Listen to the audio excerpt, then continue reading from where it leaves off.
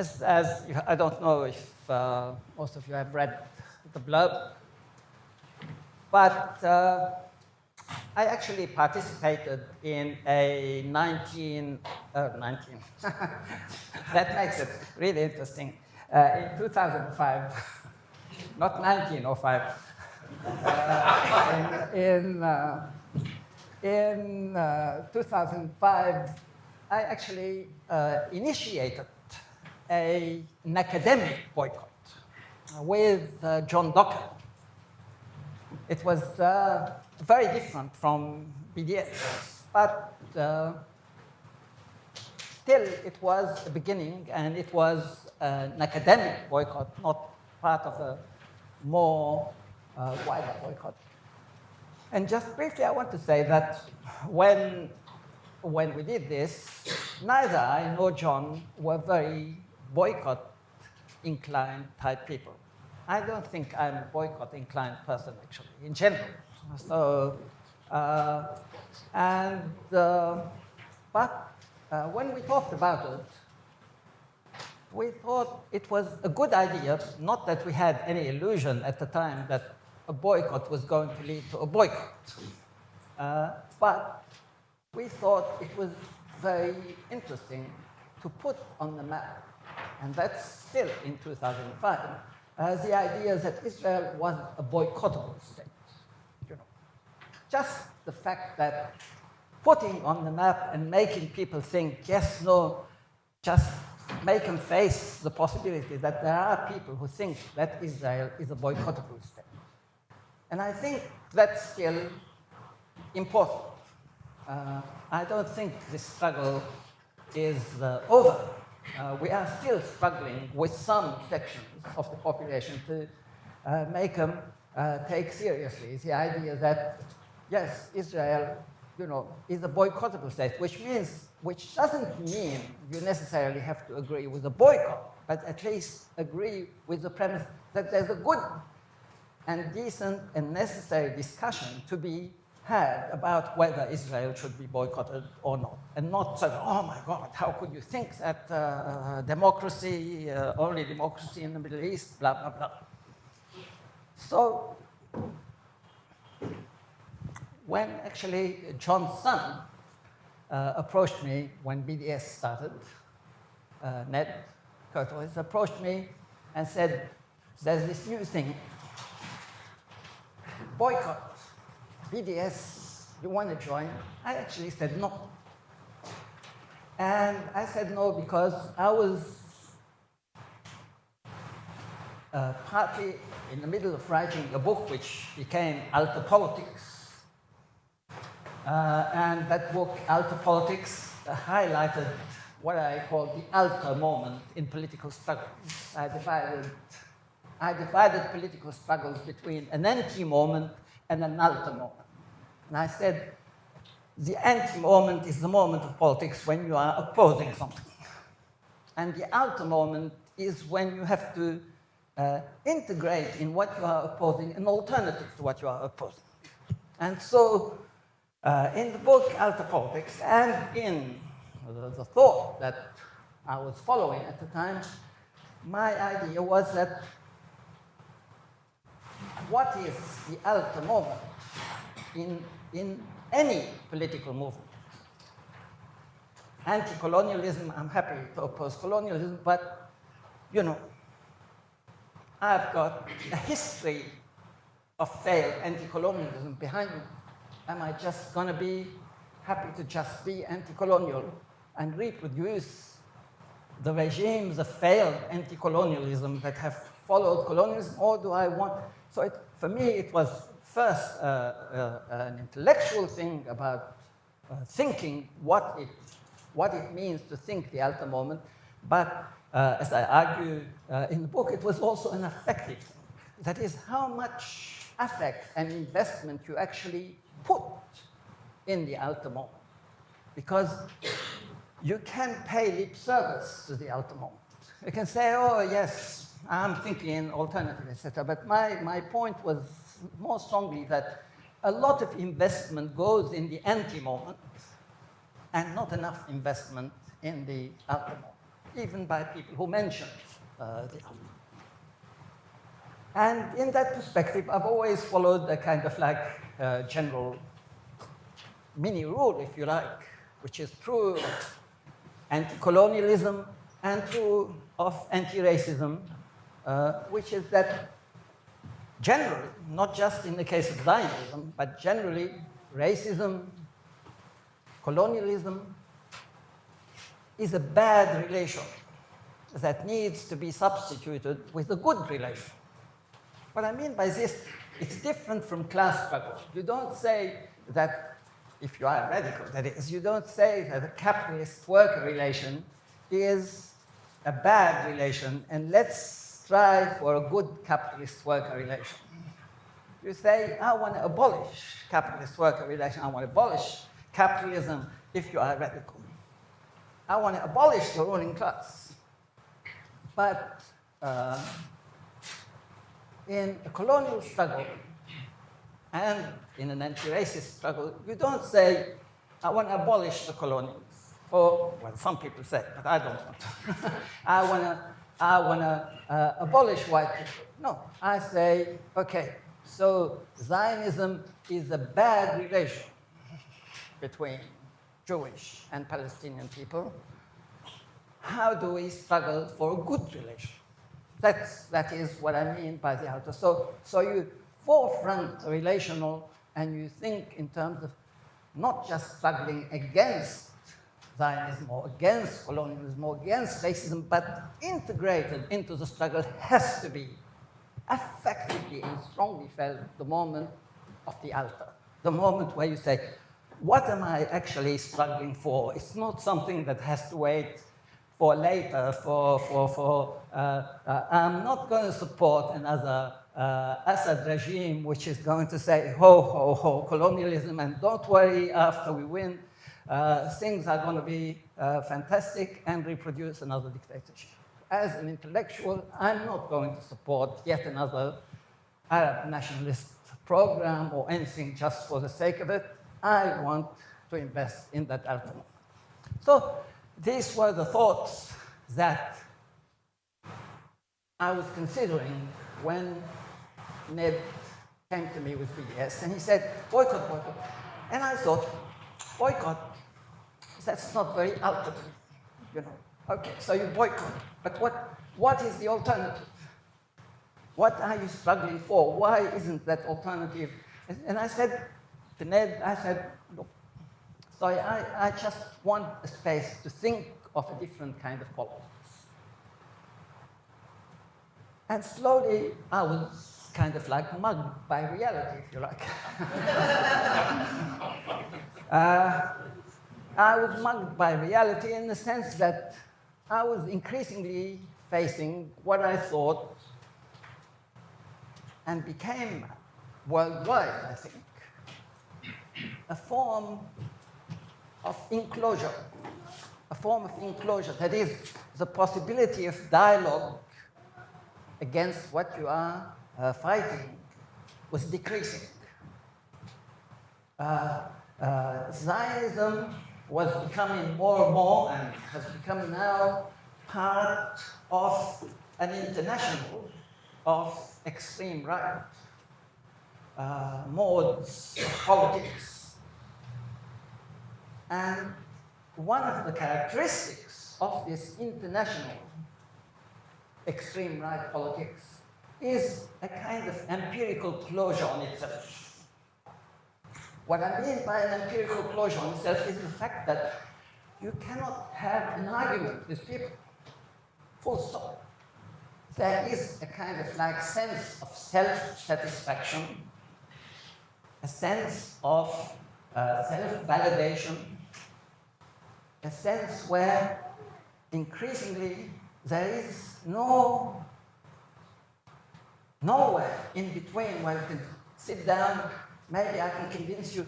I'm not sure if there have been any sociological works. I'd love to see it, but sociological works about rates of people who change their mind in these conflicts. I would imagine that it is very, very, very low, the number of people who actually change their mind and say, I agree with you. I'm going to fight for Palestine, not for whatever, sort of like. So I don't know what the rate, but my imagination is that it is very low, the rate of conversion. Now this enclosure is, and so might be a little bit of a big term, but it's part of what we call as the ontologization of politics. The ontologization of politics, that is the division between political groups becomes an ontological division. You know, an ontological division as opposed to an epistemological division is the idea that in an epistemological division you share the same world, but you have a different view on it. Say, politics in the West used to be very epistemological. That is, you don't think that the Liberal Party represents a different world to the Labour Party. You think that everybody shares the same world, but they differ on how to manage that world. But they share the same world. They share the same values. Increasingly, we have this ontologization. So increasingly now, Trump is a clear example of an ontologization of politics. The Trump supporters would think Obama, and did think President Obama, as unthinkable. Not just someone they disagree with. They thought it is unthinkable to have a president like this. We, most of us, think Trump as unthinkable. We don't just disagree with him. We think, what the hell is going on? We don't sort of like, and it is, you know, there's a beautiful Lebanese saying, sort of like we say, أنت بوادي ونحن بوادي. You are in one valley and I'm in another. So it's not a disagreement on the same ground. Suddenly you have, and that's what we mean by ontological politics, we have a clash of worlds, not a clash over a world. It is a clash of realities, not a clash over reality. There's one reality opposed to another reality, not people agreeing what reality is. A lot of arguments are ontological, but people always like to think that politics is epistemological. And you know, any couple of whatever sexual orientation who have had an argument with their partner will know that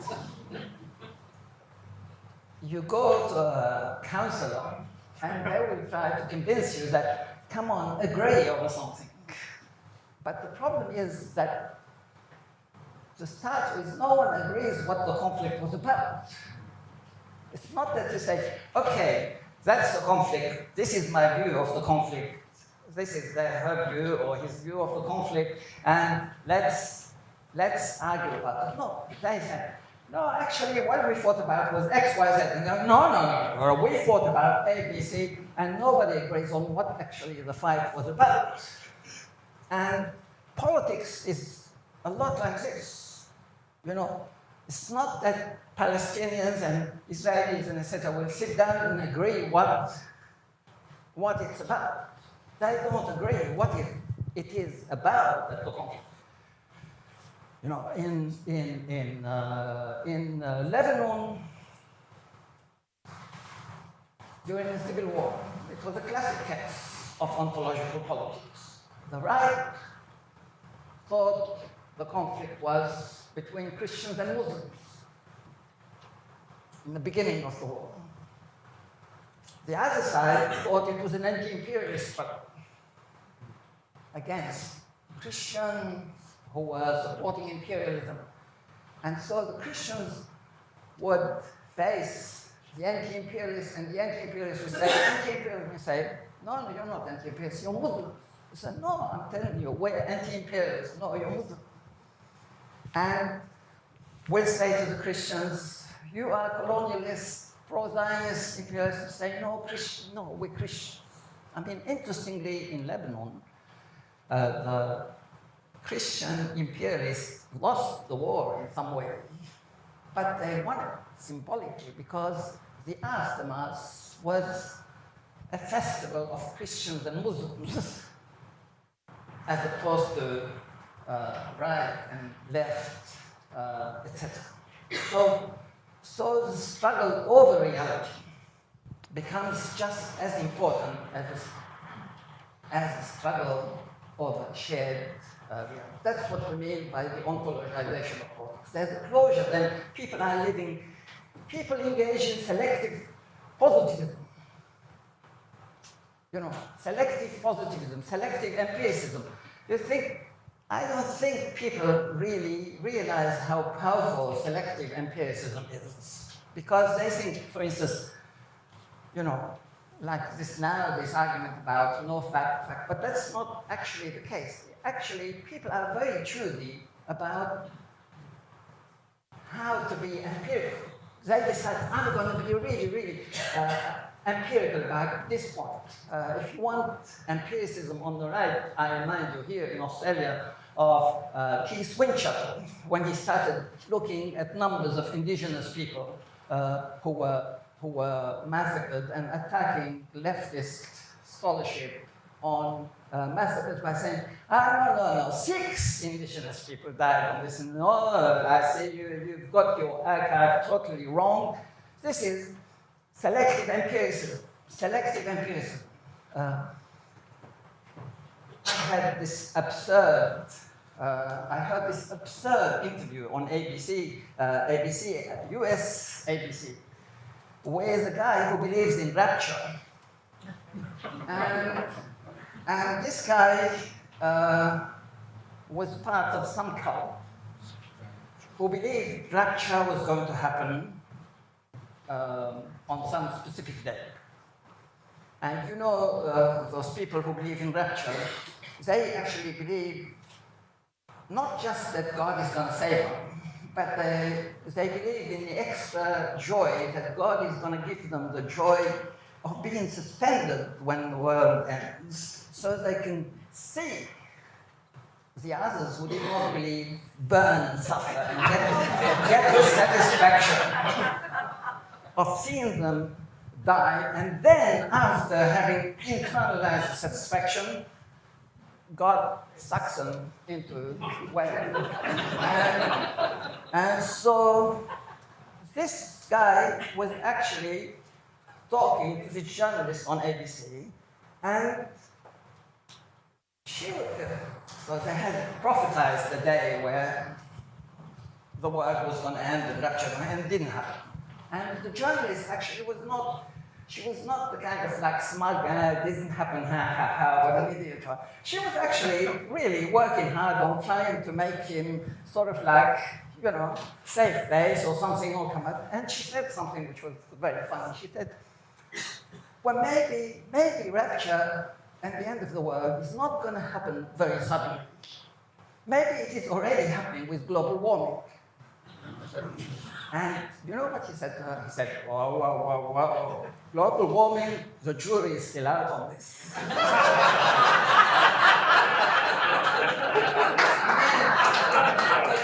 And this is what I call selective empiricism. Selective empiricism is precisely this. And so you don't fight the opposite by saying, you're not empirical, I'm empirical, or I've got the fact. Because, and that's what it is with the struggle against Zionists. Zionists will not. Zionists are really classic selective empiricists. It's not because you don't know about this. They can choose whatever they're going to be picky really about, and they start sucking you into a wonderful number, into how many Palestinians were actually here. No, you're wrong, you didn't sort of like actually investigate your archive, which shows that you are totally intellectually bankrupt. This is what they do. So selective empiricism is a very crucial part of this. But what is crucial then is that this kind of politics creates an enclosure which disallows communication between opposing groups. It becomes increasingly difficult to actually have dialogues that are meaningful. There's lots of celebration of dialogues, etc., but they happen at a remote level from where actually conflict. It's a bit. I don't like to generally sort of like create a stereotype because there are variety. But in my mind, the worst type of interface, for instance, compared sort of like that happens and makes kind of like dialogue of religions, but it happens as a kind of dialogue of religions which is totally remote from lived religion, and makes some people think that there's a dialogue happening without anything happening. And I'm not saying all interfaces like this, but there is this kind of. And so in these conflicts where we have ontological, there is a lot of dialogues like this, but not actually dialogue that possibly allows practically people from a grassroots perspective have a meaningful dialogue with each other. Another important dimension of this closure, which to my mind made boycott politics necessary, besides this lack of possibility of communication, or something that increased the impossibility of communication, has to do with an increased, so sort of like, again, I have a bit of a technical term for it, but it is a politics of regressive nostalgia. Now the nostalgic politics today is very, very powerful. Nostalgic politics has always been part of modernity, in fact. And technically, nostalgic politics is a politics where the past is yet to come. It's a politics where the past is yet to come. Because nostalgia does not involve yearning for the past. That would be too simple, mundane definition. Nostalgia technically always involves a yearning for a past that never happened. It's a past that's idealized. It's a past, any of you who know migrants, we know that they spend a lot of time thinking about back home, and back home becomes an amazingly groovy place, and you think, why the hell did you leave it in the first place? And sort of like, and you know that, things in the past were never as fantastic. But you think the past was fantastic, and you yearn for that past in the future. So that's why nostalgia is the politics of the past that is yet to come. And so, in that sense, there's always racism today. Racism itself is a nostalgic politics. Colonial racism is a nostalgic politics. Why? Because racists are always today anxious. And they're anxious because they feel that their racism is not efficient enough. And they think, where were the days where my racism used to thump people properly? There was a time I would be racist toward the Muslim, and I would be racist towards the black, and I would thump them. Now this bloody Muslim or a black person is not being thumped enough. And so there's a kind of nostalgia for the past. So it's always a slave imaginary in racism. A slave imaginary, but notice it's an imaginary past, because I am sure if you lived in slave society, black people were never as easily to thump as the people today like to think that they were. So you imagine an ideal past, and you think that today is lacking compared to that imagined past, and you hope you will get it in the future. And so this nostalgic politics is so crucial for Zionism today. And it's partly a civilizational issue. And this is why I wanted the board, by the way. Even though I like to play my professorial number. But But yeah, we are in the midst of what I call a de-civilizational politics, because the essence of civilization is, and that's something straight from my new book on racism and colonial racism and environmentalism, and that's this idea that we have an idea that civilization is the move from a state of barbarism to a state of civilization. I say, here's sort of like barbarism, violence, etc. And civilization. And so the idea, the classic idea of civilization is the progress from this state to this other state. In fact, as I try to argue in my work, civilization is based on, not on actually overcoming the space of barbarism, but on the capacity to actually block how foundational barbarism is for civilization. That is, you are as civilized as you are capable of hiding the barbarism that is making you civilized. You try to hide it from your population. You actually kill, and you are civilized if you manage to let people think that their happiness is not dependent on the killing you've been doing. It's like your steak in the restaurant, you know. So if you manage to convince yourself that your steak is not the product of a killing, and you sit in the restaurant and you enjoy it, and you are very civilized, but you don't want to be reminded of the grounds on which your civilization is. And so, in Israel, you're civilized to the extent that you can sit in Tel Aviv and have a beautiful coffee and be part of the cosmopolitan world without thinking that the grounds on which cosmopolitan Tel Aviv exists is Gaza, is what's happening. And so the more you are capable of blocking that foundational violence, the more you are civilized.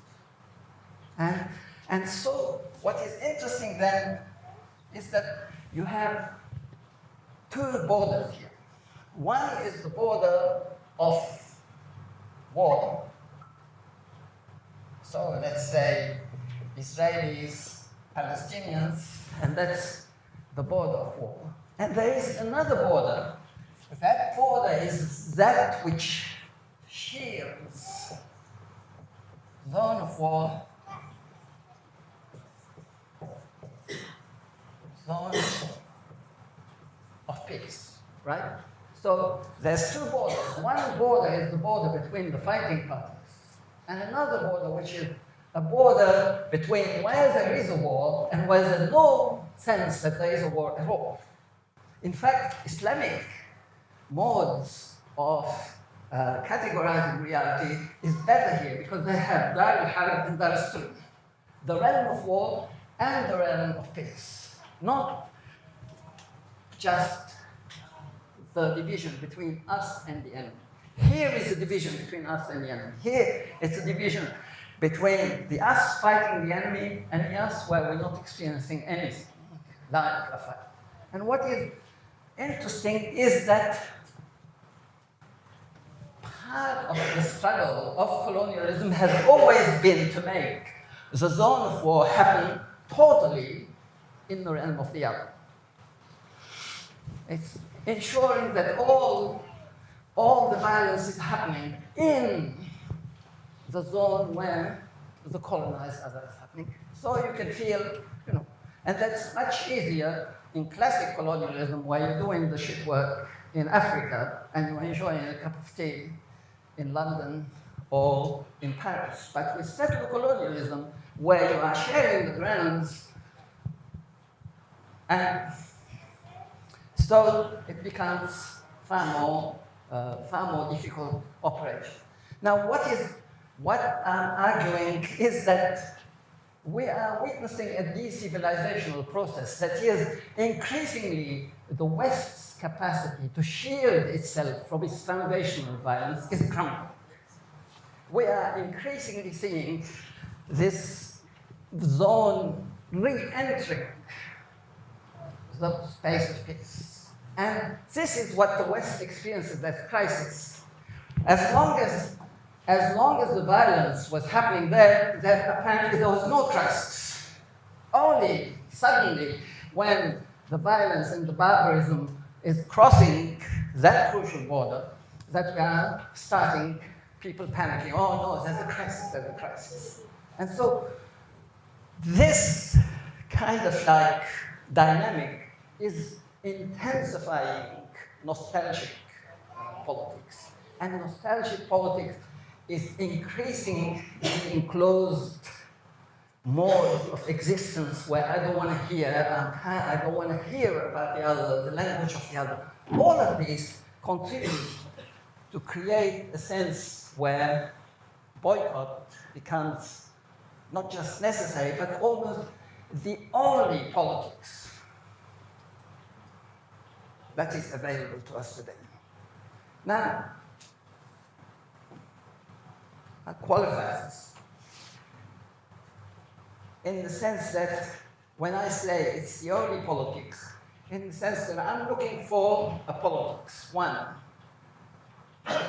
let me say, I mean, anti-Zionism has always been, to my mind, a bit of an existentialist politics. Existentialist, not existential, by the way, not Zionism, it's an existential. Existentialist in the sense that it's a politics of the impossible. It is not a politics where you engage in it and think, I'm going to succeed in my lifetime.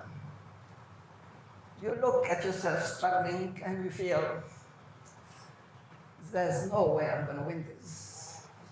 But then you say, there's no way I'm not going to do this struggle. And you say, at least I want a politics where at least I can succeed in making Zionist deadly grip on Palestinians a bit less deadly. That's as a minimum, a bit more electricity and water is fine, at one level. But at the same time, when you are facing a struggle that is existentialist, it is not a struggle which in your lifetime you're going to do for a little period and then you're going to do something else. It's a struggle in which you will be dwelling. It is a struggle in which all of us who want to engage in this struggle will be dwelling in this struggle. This is our dwelling, the struggle. It's not a passing thing where somehow later I will succeed and enjoy the fruits of my struggle in a liberated Palestine, whatever. I am dwelling in this struggle. And so the question of the quality of the struggle becomes crucial because it is the quality of the dwelling. And I want this struggle to be a good quality struggle. That's where the critique of boycott comes. The critique of boycott then is partly the necessity of boycott. You have to engage in boycott. That's my view. I'm happy to hear people who oppose boycott for a variety of reasons. But in my view, I became convinced that boycott is a necessary struggle. But at the same time, I want to continue my critique from critiquing it from the outside to critiquing it from the inside, because it is the struggle in which I am dwelling. And there's a number of things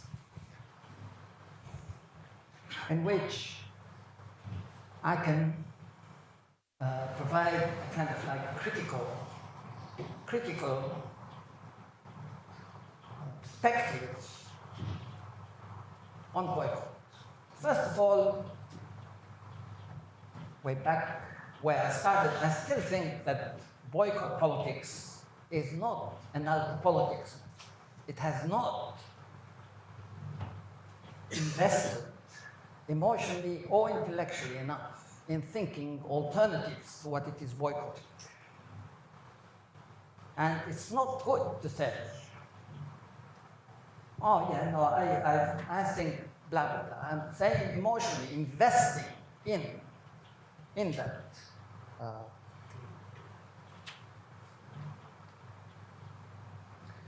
I think it still suffers from a very common disease, which is the smugness of victimhood.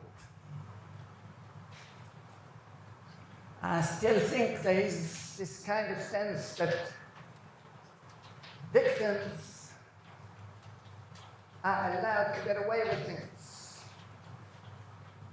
They can sometimes be fascistic. They can sometimes reproduce really ugly modes of thinking about others. And they can get away with it because they're victims. And I don't think this is something we need to leave untouched. The smugness of victimhood is a very common feature of all kinds of anti-colonial, anti-patriarchal, everything. All anti-forces have a kind of like smugness of victimhood. And if you don't engage in a reflexive moment on the victimhood and not allow, well, I mean, how can we, especially when we are dealing with the smugness of all victims, which is the politics of smugness of victimhood, which is Zionism. You know, I mean, if there was reflexivity on victimhood, Zionism would maybe be a little less certain of its grounds in the way it is. Another thing, and that's very much in my book, in a recent book on Is Racism an Environmental Threat, which has to do with the articulation of struggles, some call intersectionality, etc. We are talking about, you know, I asked a question which some people at one point really thought I was being an intellectual smartass, which I don't think is an insult personally, but they think it's fine. Which was I asked the question: what does it mean to think about settler colonialism in the Anthropocene? What does it mean to think about settler colonialism from an interspecies perspective? Yes. From an interspecies perspective. What does it mean when the moment we occupy any space, we humans, we're engaging in settler colonialism from an interspecies perspective? And I'm not naive, you know. I know that once I said this, there will be a right winger who will come and say, oh, well, okay, so now everything in the world is settler colonialism, so forget it. There's no longer moral grounds to attack any settler colonialism. I know this. But to me, that's not enough to stop asking the question. Why is it that I am settler colonializing the ants and the cockroaches, and why I am sitting on this ground? How many species have been exterminated for the conditions of me being able and us sitting and talking to each other? It's very similar to this. We have to think about what is the barbarism which allows us to exist in this world. And so thinking about this interspecies perspective, to me, is very crucial because, you know, it's a bit like you're sitting on the Titanic and you don't want to recognize that it's sinking, and you still want to struggle about engage in a class struggle between the cooks and the captain, and the Titanic is sinking. I mean, this is ecological. This is what it means to forefront ecological struggles. So I know that, but this is the argument of the right when they say, oh, forget about ecology, you know, economic, sort of like, are you thinking ecological problems are more important than this production plant which provides work, etc.? What's wrong with you? This is too unrealistic. What, I mean, if you tell me that, you're going to say that the Palestinian struggle now has to think about the ecological struggle, for God's sake, where do you live? I say, well, I live in that space where intellectuals are totally unrealistic, and I'm very happy to occupy that ground if nobody else wants to occupy it. But I want the space where these questions are asked and make things difficult. Thank you.